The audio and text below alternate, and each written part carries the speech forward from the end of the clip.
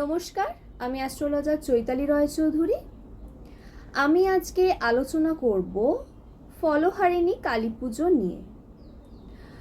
ফলহারিণী কালী পুজো 5ই June পড়েছে বুধবার দিন, এবং ফলহারিণী কালী পুজোর যে সময়সূচিটা সেটা হচ্ছে অমাবস্যা লাগছে হচ্ছে 5ই জুন বুধবার দিন সন্ধ্যা 7:15 লাগছে অমাবস্যা, এবং 6ই জুন বৃহস্পতিবার বিকাল 5:45 অমাবস্যা শেষ হচ্ছে।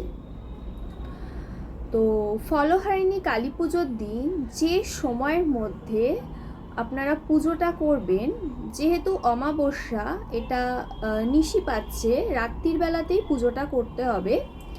7:15 বুধবার দিন, 5ই জুন বুধবার দিন 7:15 অমাবস্যা লেগে যাচ্ছে, কিন্তু পুজোটা আপনারা শুরু করবেন 5ই জুন বুধবার দিন রাত্রির 11টা থেকে 11:30টার মধ্যে পুজোটা শুরু করবেন। রাত্রির 11টা থেকে 11:30টার মধ্যে পুজোটা শুরু করবেন। এবং ফলহারিণী কালী পুজো করলে কালসর্প দোষ, মাঙ্গলিক দোষ, বীজ যোগ, অঙ্গারক যোগ, এই সমস্ত দোষগুলো কেটে যায়। মা কালীর আশীর্বাদে এই সমস্ত দোষ কেটে যায়।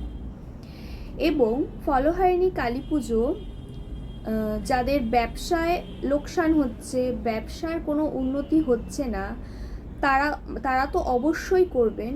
এবং যাদের বিবাহ হচ্ছে না, মানে যারা বিবাহ যোগ্য বা যোগ্যা, অনেক দিন ধরে বিয়ের চেষ্টা করছেন বা কোনো কারণে কিছু সমস্যার জন্য বারবার কিছু অসুবিধার জন্য ভেঙে যাচ্ছে বিয়ে, বা বিয়ে অবধি কিছু কথা এগিয়েও সেখান থেকে কেটে যাচ্ছে, এই সমস্ত যাদের হচ্ছে তারা অবশ্যই ফলহারিণী কালী পুজোর দিন বুধবার দিন 5ই জুন রাত্রির 11টা থেকে 11:30টার মধ্যে মা কালীর পুজো অবশ্যই তারা করবেন।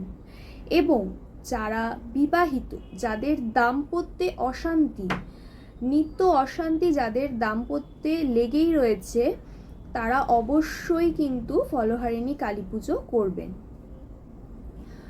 ফলহারিণী কালী পুজোর দিন যারা মন্দিরে গিয়ে করবেন পুজো, তারা মরশুমি ফল দিয়ে মাকে পুজো দেবেন।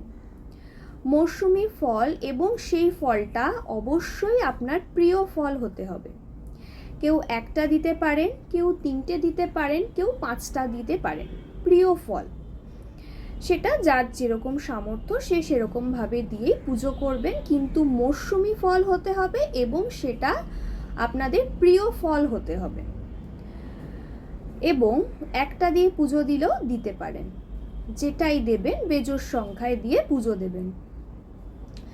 এবং ফলহারিণী কালী পুজোর দিন যারা মন্দিরে গিয়ে পুজো দেবেন, যারা বিবাহিত, যাদের দাম্পত্য জীবনে প্রচুর অশান্তি হচ্ছে, ঝগড়া ঝামেলা হচ্ছে, মানসিক শান্তি নষ্ট হচ্ছে, তারা মায়ের কাছে আলতা সিঁদুর দিয়ে তো পুজো দেবেনই, এবং মায়ের পায়ের সিঁদুর ছুঁয়ে আনবেন, সেই সিঁদুরটা বাড়িতে নিয়ে আসবেন, এবং সেই সিঁদুরটা নিজে যে সিঁদুর পরেন সেই সিঁদুরের সাথে মিশিয়ে সেই সিঁদুরটা কিন্তু ব্যবহার করবেন। অবশ্যই এই কাজটা যাদের দাম্পত্যে অশান্তি হচ্ছে তারা এই কাজটা অবশ্যই তারা করবেন। মায়ের পায়ে সেই সিঁদুরটা ছুঁয়ে এনে সেই সিঁদুরটা পরবেন। এবং যারা মন্দিরে গিয়ে পুজো দেবেন, তো তারা ফল দিয়ে অবশ্যই পুজো দেবেন, মরশুমি ফল, প্রিয় ফল দিয়ে পুজো দেবেন। এবং পুজো দেওয়ার পর মা কালীকে যে মরশুমি পছন্দের প্রিয় ফলটা দিয়ে আপনারা পুজো দিচ্ছেন, সেই মরশুমি পছন্দের প্রিয় ফলই 7 বছরের নিচে 5 জন শিশুকন্যাকে দান করবেন, এবং সাথে একটু মিষ্টি দান করবেন। 7 বছরের নিচে 5 জন শিশুকন্যাকে সেই একই ফল দান করবেন যে ফল আপনারা মা কালীকে দিয়ে পুজো দিচ্ছেন। সেই একই ফল, মরশুমি পছন্দের ফলটাই 7 বছরের নিচে 5 জন শিশুকন্যাকে দান করবেন, সঙ্গে একটু মিষ্টিও দান করবেন। এবং যারা মন্দিরে গিয়ে পুজো দিতে পারছেন না, যাদের কিছু সমস্যা আছে বা কিছু অসুবিধার কারণে মন্দিরে গিয়ে আপনারা মা কালীকে সেই দিন পুজো দিতে পারছেন না, তারা অবশ্যই বাড়িতে মা কালীকে সেই দিন পুজো দেবেন। রাত্রির 11টা থেকে 11:30টার মধ্যে পুজো শুরু করবেন 5ই জুন বুধবার দিন। বাড়িতে মা কালীর পায়ে মরশুমি পছন্দের প্রিয় ফলটা দান করবেন, বেজোড় সংখ্যায় অবশ্যই সেটিকে দান করবেন। আলতা সিঁদুর মায়ের পায়ে দেবেন এবং হাত জোড় করে মাকে নিজের মনস্কামনাটা জানাবেন।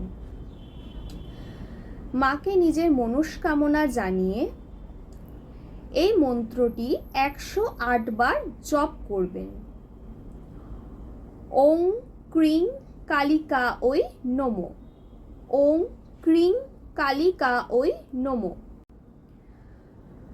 যারা ঘরে পুজো করছেন তারা ওং ক্রিং কালিকা ওই নমো এই মন্ত্রটি 108 বার জপ করবেন এবং এক মনে মায়ের কাছে নিজের মনস্কামনাটা জানাবেন। এবং পুজোর সময় অবশ্যই ঘিয়ের প্রদীপ জ্বালাবেন। যখন মায়ের আরাধনা করবেন সেই সময় অবশ্যই ঘিয়ের প্রদীপ জ্বালাবেন এবং মায়ের কাছে কর্পূর দিয়ে আরতি করবেন। যারা ঘরে পুজো করছেন তারা কিন্তু মায়ের কাছে অবশ্যই কর্পূর দিয়ে আরতি করবেন এবং তারাও একইভাবে যে পছন্দের মরশুমি ফলটা মাকে দান করলেন সেই পছন্দের মরশুমি ফলটাই 7 বছরের নিচে 5 জন শিশুকন্যাকে দান করবেন এবং তার সাথে একটু মিষ্টিও দান করবেন। এইটা অবশ্যই ফলহারিণী কালী পুজোর দিন মেনটেন করবেন। এই জিনিসটা অবশ্যই ফলহারিণী কালী পুজোর দিন করবেন পালন। এতে মা কালীর আশীর্বাদ আপনার ওপর পড়বে।